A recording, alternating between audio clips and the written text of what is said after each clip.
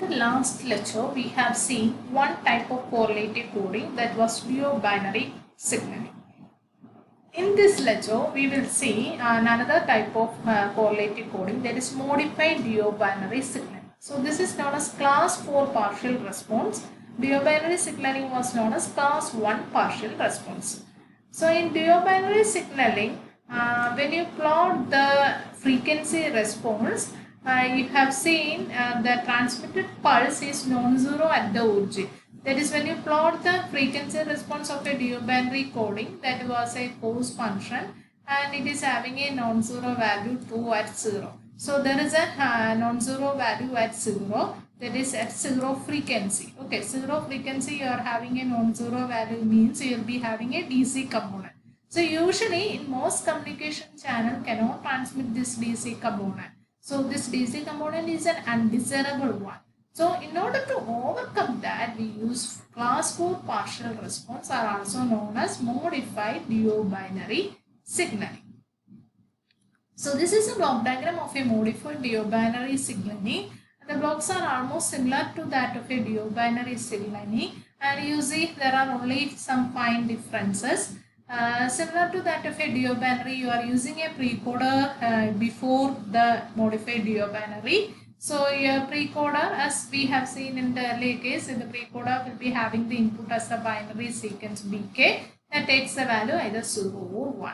Now the precoder have a modulo 2 adder as earlier. So the output from the precoder dk is, here you have the input, one input is bk modulo 2. Modulo 2 is also known as the XOR operation. XOR, then this input is actually a decay delayed by 2 TB.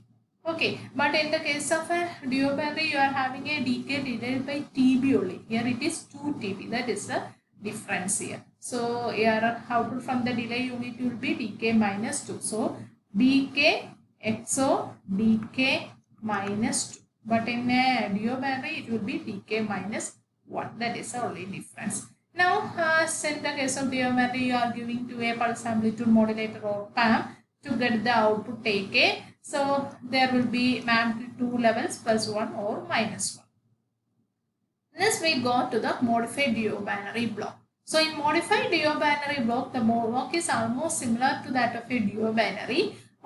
You see, in the duobinary, you will be having an ideal Nicosi channel, and before that you will be having a block, and in that block you can see the input is AK, and here you have a summer, and in the case of duobinary, here you have used a delay of TB. Okay, and here you have a summer. But here you see in the case of modified duobinary, only difference is instead of TB you are having a delay 2 TB, and instead of summer, here you can see a negative sign here. Okay, you are having a subtraction. That is, if I represent the output as CK in the case of modified duobinary is AK minus. It is not plus, it is minus.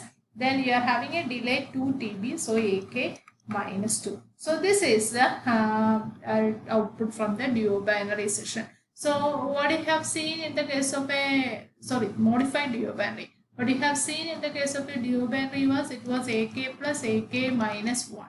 Okay, so see the difference. Here you have minus and AK minus 2, delay is 2 TB. That is given to the ideal Nicosi channel. Now in what will be the values of CK? As earlier you see AK and AK minus 2 will take the value plus 1 or minus 1. Again take the value plus 1 or minus 1. Again this EK will map to 3 values as earlier, plus 2, minus 2 or 0. Now in order to get the overall frequency response, you see this is the modified duobinary code. So the overall frequency response means frequency response of the H Nicosi into frequency response of this system.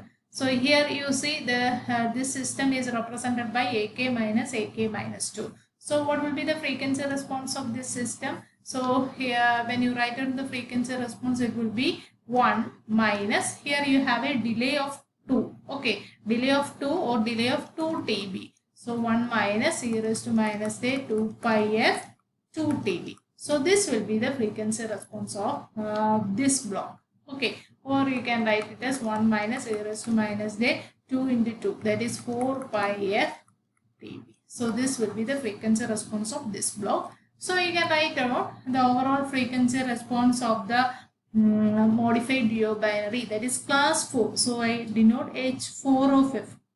The duobinary you have write it as H1 of f, that is class 1.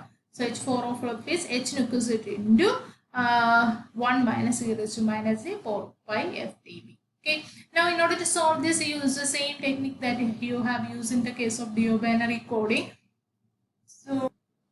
So you convert this 1, here you have a 1. 1 you write it as e raised to j 2 pi f dB into e raised to minus j 2 pi f dB. Similarly, you have the term e raised to minus j 4 pi f dB, that you can split and write it like this, e raised to minus j 2 pi f dB into e raised to minus j 2 pi f dB. So similar to that of a duobinary, from these two terms you take e raised to minus j 2 pi f dB as common. Okay, so what is left is you take this as common.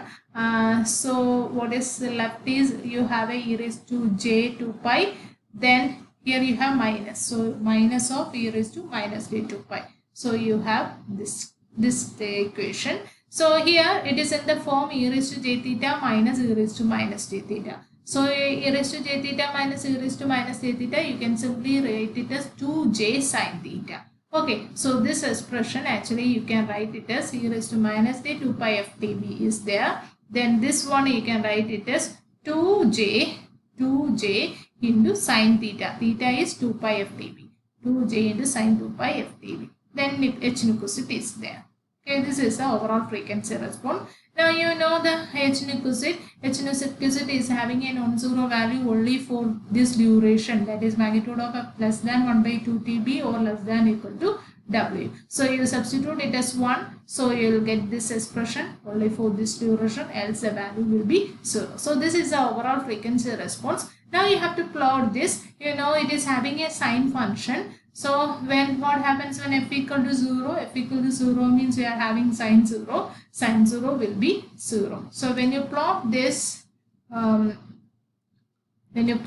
what you obtained is a sine function like this, and at 0, sine 0 is 0. Here sine 0 is 0, and substitute for f, substitute for different values of f and plot this wave. And you know it is having the maximum magnitude is 2. You don't need to take the imaginary, you take the magnitude, you plot the magnitude, so the maximum magnitude is 2.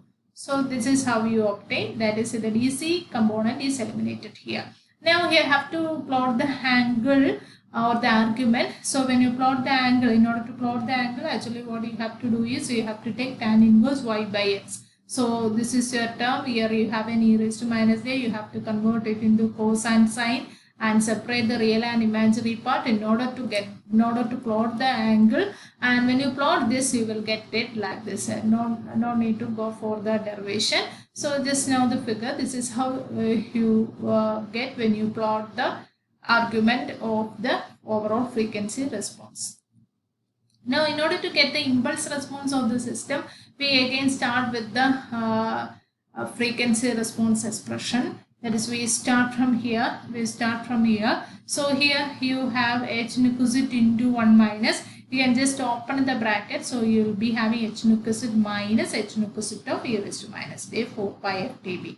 Okay, that means when you convert it into time domain, I have small h1 of h4 of t. That will be small h nucleus of t minus, here have a minus sign, then h nucleus into e raised to minus j 4 pi f dB means it is a time shifting property. Okay, so I can write it as h nucleus of t minus, what is the shift? Actually it is e raised to minus j 2 pi f into 2 TB. Okay, so the shift is 2 TB. So I can write it as h nucleus minus h nucleus of t minus 2 TB. So I start from there, h4 of t equal to h nucleus minus h nucleus into t minus 2 TB. You know the impulse response of an ideal nucleus channel, that is a sinc function. So you know it is 1 by TB into sinc of t by TB. Okay, so you replace that. Then you replace h nucleus of t minus 2 TB. So what you have to do is wherever you have t, you have to replace it with t minus 2 TB. So sinc of t minus 2 TB by t. Okay, now you are, this is actually the scaling factor. You are not going to consider this term further. You consider only this term. So you have a sinc function. You know sinc of x is sine pi x by pi x. So all the derivations from here are same as that you have done in the case of duobinary. So sine pi x by pi x. So you have sine pi x by pi x. Similarly, this sinc function again I written as sine pi x by pi x. Now you have to solve for you consider the numerator, this term, you consider this term. In order to solve this term, I have sine of pi t minus 2b by tb. You take tb inside the bracket, so you'll be having sine of pi t by tb minus 2 into tb, and tb will cancel out 2 into pi. Okay, now you have this term. So I know sine of minus theta is minus sine theta. So if I take a minus sign outside, I can rewrite this as minus of sine of 2 pi minus pi t by tb. So minus of sine of 2 pi minus pi t by tb. That is, I use this relation, sine of minus theta is minus sine theta.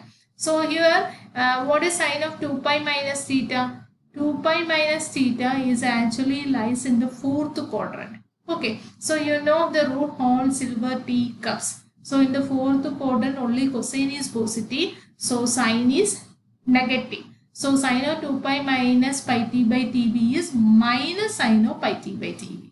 Okay, so I already have a minus sign, so minus of minus is plus sine of pi t by tb. So that is how I rewrite this term here as sine of pi t by tb. Now what you have to do is, in order to solve this, you take the common denominator.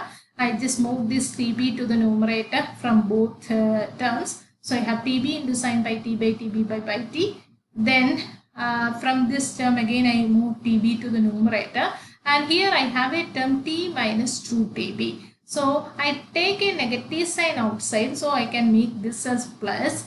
I can make this as plus. And instead of t minus 2b, I rewrite it as 2b minus t.